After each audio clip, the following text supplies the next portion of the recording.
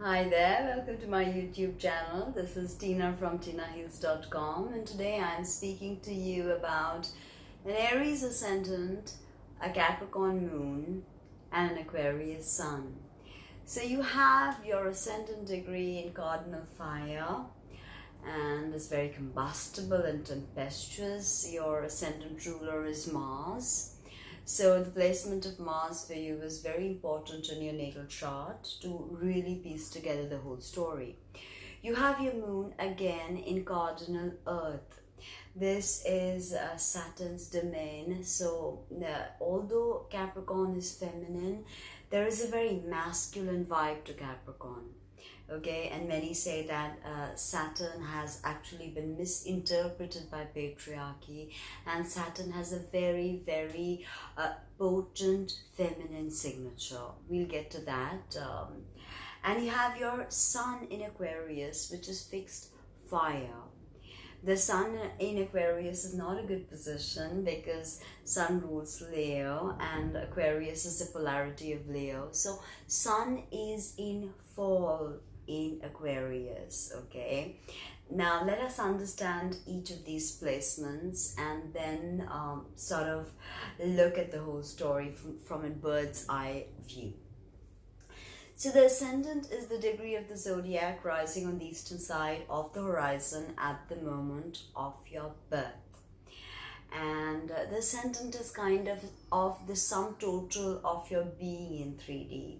It is your physical body, how you look, the illnesses you carry, everything. All those 6 house illnesses, but you really need to understand that the Ascendant is the first point of touch for the soul as it comes into metempsychosis or reincarnation.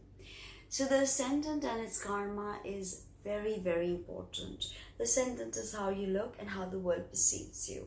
It's kind of the Jungian mask, the persona that we put on to interface with the world, okay? So when you walk into a room with your purposeful Aries stride and this kind of edgy, restless energy, this edginess in your eyes, you know, people can see you're a go-getter. People can see you're a trailblazer, and people know that you're not afraid to make eye contact, stare down an enemy, or go for the conquest, even in the relationship department. Mars, your ruler, also connotes sexuality.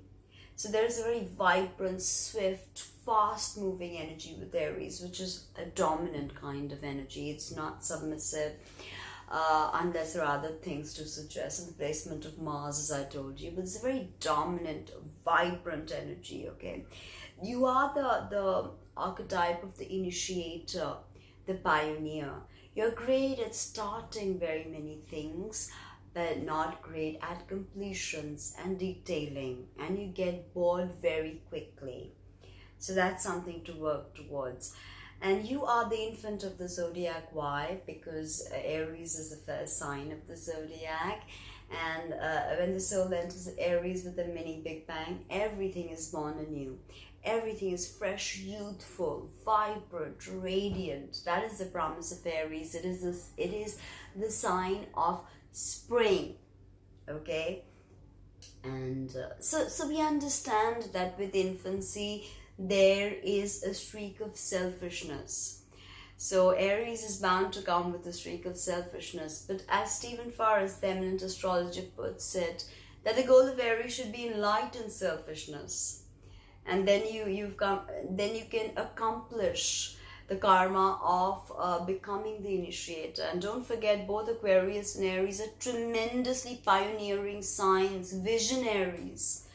Okay, so to truly attain that, you must understand and work and empower Mars, because you have so much of physical energy. It can burn you out if you don't know how to work with it. Aries rules the head. So this is very much a big part of who you are, okay? You like to do it up maybe through, you know, sometimes fringes or highlights, or you love your red lipstick, you love streaks in your hair.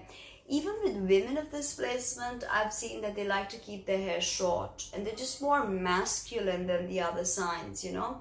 And this is a mixture of Aquarius and Aries are both masculine, and although Capricorn is feminine, it's very masculine, trust me. And now you must understand that when your soul is born in the agitating fires of Aries, it's craving for a new directionality. Okay, and you are here with this placement to sort of forge ahead into directions no one wants to go to, because you're not afraid. Okay, with an Aries Aquarius Cap, you could be an adrenaline junkie. It's very possible. Now, sixth house of health is Virgo. So as Aries rules the head, Virgo rules digestion and the nervous system. So what you put in your mouth, if you're worrying about it, stressed out, angry, you can have persistent headaches, migraine, acne, ENT issues, okay, eyeglasses, and all of that, sensitivity to teeth and gum. All right. So empowering Mars, I think, is the key to it. Mostly in a natal chart, you need to look at the placement of Mars and Saturn to figure out 90% of your illnesses. And you're ruled both by Mars and Saturn, double Saturn with your Cap and Aquarius. I'll get to that. Now, you have a very fast metabolism, so I don't see you as putting on a lot of weight. Rest, if you don't empower Mars, or when Mars is having hard aspects with your personal planets, you could have meltdowns, temper tantrums, road rage. Don't drive under the influence. Be careful of guns, heavy machinery, free fires, and all of that. Okay, when Mars is transiting, Mars is touching your personal planets, especially Saturn and Mars. All right, and now I want you to know that your moon, Capricorn moon. Now Capricorn is the sign of winter, so there's always a sense of endurance with this, and always a sense of limitations. But your Capricorn moon is asking you to look beyond limitations, and everything is available for you actually. So the moon is the very opposite of your ascendant. It is who you are when that Jungian mask comes off, and you're free to be who you are. When you're very stressed out, your moon sign may pop out. Till the age of 7, your moon sign is what most people see. Now, for you, this is definitely about rising to the top. Make no mistake. But you also need to verbalize your emotions with the moon in Capricorn. The moon is your emotions, your feelings, menstrual cycle, your psychic energy, your imagination, your mind, but not in a cognitive way, but more in a perceptive, imaginative way.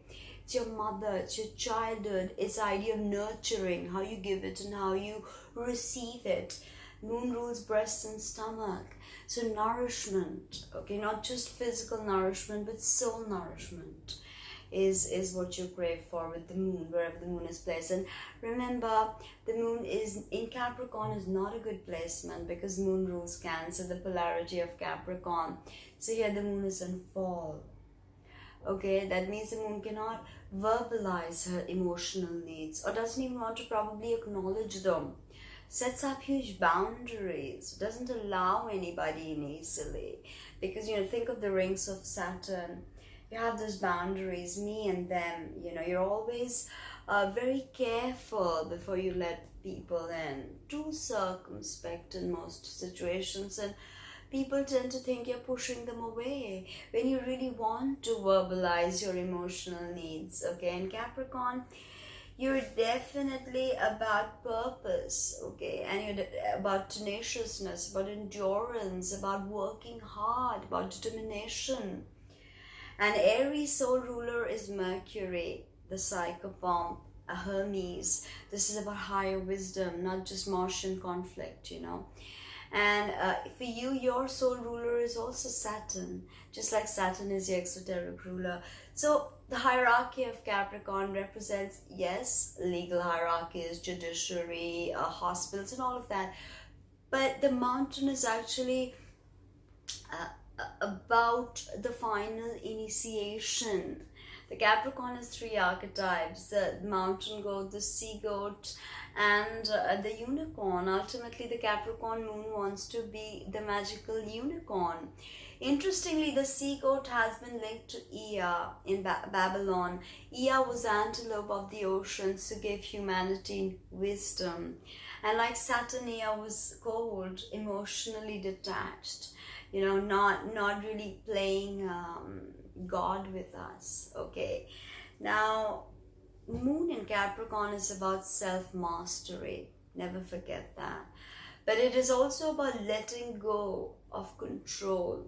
Now remember, this is the archetype of the leader, the boss, Aries as well. So you've got that boss vibe going for you very, very strongly, very individual energy signature. Now, you're very traditional in some ways, but don't let tradition clasp you in or clamp your style, and and you're unable to truly become who you want to be because you have an Aquarius Sun. I'll get to that. So you also have to understand in Arabic astrology, Capricorn, the archangel of Capricorn, who's Azrael, is supposed to have dominion over night and day. He has the keys to night and day. And night and day refer to life and death cycles. So Azrael and Capricorn are very intimately connected to human cycles, okay, of evolution and destruction between Manvantaras, okay, because don't forget that the universal chart or the Thema Mundi has Cancer as its ascendant, so Capricorn is the 7th house of relating. Now, the other thing is, you're definitely about leadership. Yes, become the leader. You are the archetype of the leader, but don't become emotionally cold, distant. Your mother may have been very cold or very disciplined. Your childhood may have been very traditional, and you're very practical, but always keep a balance, because Aquarius, again, not great with emotions. Aries, not great with emotions. Now, Aquarius Sun. Sun is in fallen Aquarius because it rules Leo, and Aquarius is its polarity. So Sun in Aquarius is definitely very eccentric. Sun is your father. It is your conscious awareness. It's how you take your internal power and transmute it for the world to see. It's how you shine. It's your leadership capabilities, your vitality, a healthy sense of I am. Okay, for instance, the sun is a healthy sense of I am. If the sun was a white dwarf, then everything would be cold around it. Or if it was a red giant, it would swallow everything. So non-ego and too much ego. So you have to be balanced. Okay. Now Aquarius is a very dualistic sign. It is called the water bearer, but it is an air sign, fixed air. Now it is about the electricity of life. It vivifies you. It is archetype of the innovator and the eccentric. Many astrologers, including me, I love to call it the Nikola Tesla sign of the zodiac. It is that mad scientist, the innovation, and Aquarius deals, or the 11th house deals with larger communities, but again, not very good with verbalizing their emotions. So having the archetype of the pioneer, the archetype of the leader, and the archetype of the innovator, so many professions are really open to you. And using the internet, because Aquarius Sun, and Sun is also how you want the world to see you. So you want the world to see this very eccentric, very humorous, very pioneering and visionary. Aquarius is a sign of the future. So you're definitely a future thinker, and your Capricorn moon will probably give you the detailing that both Aquarius and Aries lack, and the endurance to stay with something, Aquarius will stay with something if it's really if it really touches their intellectual, if it really stimulates the intellect. So I hope you like that. Leave me a comment and let me know, and let me know if you don't. Visit my website www.tinahills.com and see what I have to offer, all the readings and also my merch. Thank you.